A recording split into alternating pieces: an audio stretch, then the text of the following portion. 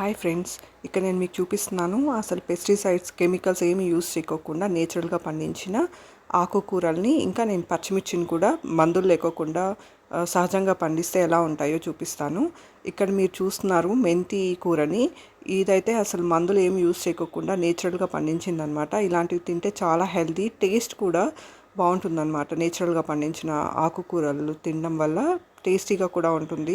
నేను ఈ కర్రీని చేయడానికి వాడుతున్న పచ్చిమిర్చి కూడా సహజంగా పెస్టిసైడ్స్ ఏమీ లేకుండా నేచురల్గా పండించిందనమాట.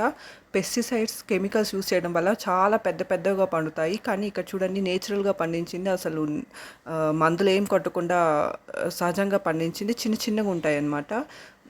ఇవి తింటే చాలా హెల్దీ. ఎక్కువ పెస్టిసైడ్స్ యూస్ చేసి పండించిన వెజిటేబుల్స్ తినడం వల్ల పెస్టిసైడ్స్ కెమికల్స్ అన్నీ స్టొమక్లోకి వెళ్ళి చాలా హెల్త్ ప్రాబ్లమ్స్ అయితే వస్తాయి. ఇలాంటి నేచురల్గా పండించిన వెజిటేబుల్స్ తినడం చాలా మంచిదన్నమాట. Thank you for watching my video. Thank you. Please subscribe.